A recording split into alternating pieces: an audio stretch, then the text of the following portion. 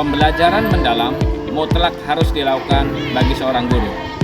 Tujuan pembelajaran harus didesain sedemikian rupa sehingga tujuan pembelajaran itu akan tercapai.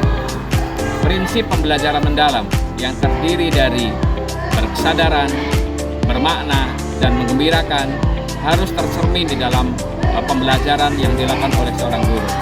Nah, prinsip ini kemudian menjadi sebuah pengalaman pembelajaran yang memahami, kemudian mengaplikasikan dan merefleksikan.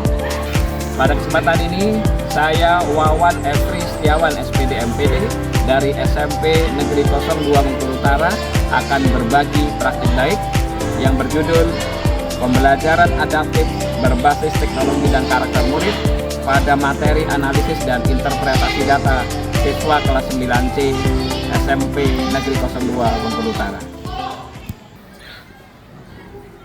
Assalamualaikum. SMP Negeri 02 Bengkulu Utara merupakan sekolah yang terletak di wilayah pedesaan dengan kondisi geografis yang dikelilingi oleh perkebunan sawit, karet, dan area persawahan. Oke, sudah siap belajar hari ini? Ya. Oke, ya. Oke, baik. Kita akan lanjutkan materi kita terkait dengan apa anak-anak semua? Analisis dan interpretasi data. Dalam pembelajaran informatika, materi analisis dan interpretasi data, saya melakukan formatif awal terkait pengalaman awal pengumpulan data yang pernah murid jumpai dan lihat di rumahnya, seperti pendataan peserta pemilu oleh KPU, sensus penduduk oleh petugas dari BPS, dan sensus pertanian dari PPL. Akan menunjukkan karakter kolaboratif ya. Jadi nanti di sini Bapak juga akan menilai karakter ya yang akan dimunculkan dari pekerjaan kelompok kalian. Pada pelaksanaan pembelajaran adaptif berbasis teknologi di SMP Negeri 02 Bengkulu Utara, tentu saya menghadapi beberapa tantangan utama. Di antaranya adalah yang pertama, keterbatasan infrastruktur dan akses teknologi. Kedua, kesenjangan literasi digital murid. Yang ketiga, kemandirian belajar yang rendah. Yang keempat, keterbatasan waktu dan kondisi geografis. Dan yang kelima, keterbatasan sarana pendukung pembelajaran. Misal, data, jumlah. Oke, jumlah apa? Jumlah siswa. Namun, di balik tantangan itu, ada banyak pihak yang terlibat dan menjadi kunci keberhasilan praktik baik ini, yaitu guru-guru sejawat yang ikut mendukung pelaksanaan kegiatan berbasis teknologi, siswa-siswi yang antusias mencoba hal-hal yang baru, serta dukungan kepala sekolah dan pihak sekolah yang memberikan dukungan moral dan kebijakan untuk pengembangan inovasi pembelajaran digital. Nah, yang ketiga,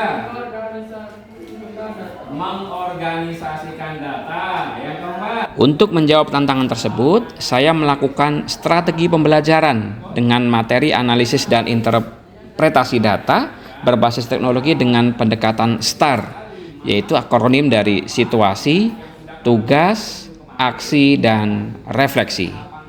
Jadi video ini menampilkan perjalanan pembelajaran di mana saya memfasilitasi murid untuk belajar menganalisis data dalam kehidupan nyata menggunakan teknologi sederhana, yaitu spreadsheet.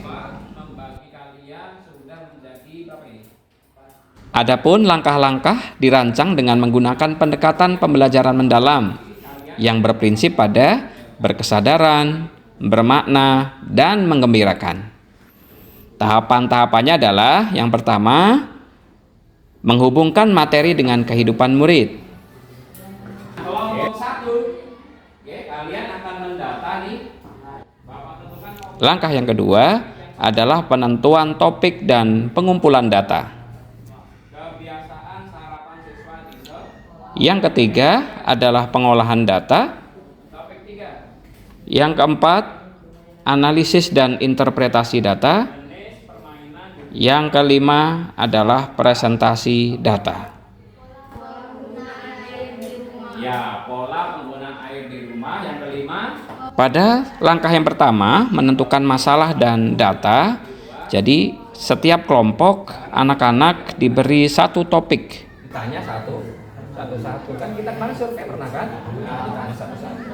Nanya cara mengumpulkan datanya adalah ditanya satu-satu. Langkah yang kedua adalah murid mengumpulkan dan menginput data.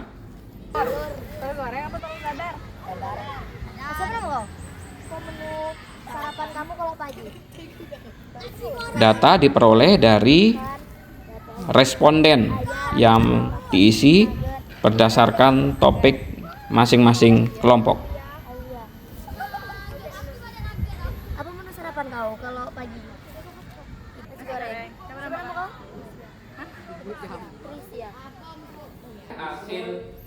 Langkah berikutnya yaitu menganalisis data, di mana setiap kelompok menghitung jumlah data rata-rata, kemudian nantinya untuk dibuat di spreadsheet. Masing-masing kelompok kemudian menginputkan data sederhana yang diperolehnya ke dalam aplikasi spreadsheet untuk nantinya dihitung jumlah atau rata-rata yang akan digunakan untuk membuat diagram. Setelah dianalisa apalagi ngangkat berapa orang, lalu nanti dimasukkan ke dalam. Langkah berikutnya, setiap kelompok kemudian menampilkan hasil survei yang telah sudah dilakukan, dipresentasikan di depan rekan-rekan yang lainnya.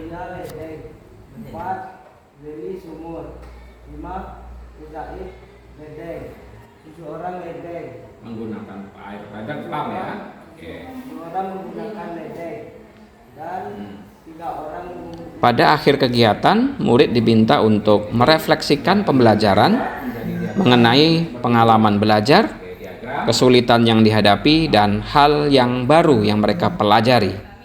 Tentu, saya akan melakukan evaluasi kinerja kelompok berdasarkan rubrik penilaian yang telah saya siapkan.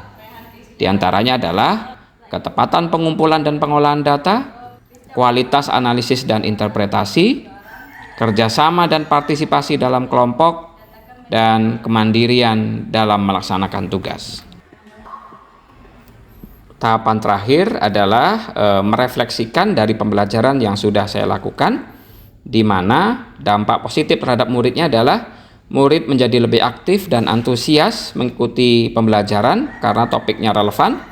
Berikutnya, mereka mampu mengolah dan menafsirkan data sederhana dengan penuh percaya diri, dan murid bersikap aktif mengikuti pembelajaran karena semuanya terlibat di dalam pembelajaran. Saya menyadari bahwa pembelajaran adaptif ini bukan sekedar tentang penggunaan teknologi, tetapi tentang bagaimana teknologi disesuaikan dengan karakter dan kebutuhan murid. Keberhasilan ini tidak diukur dengan seberapa canggih alat yang digunakan, tetapi dari seberapa besar dampak positif yang dirasakan murid.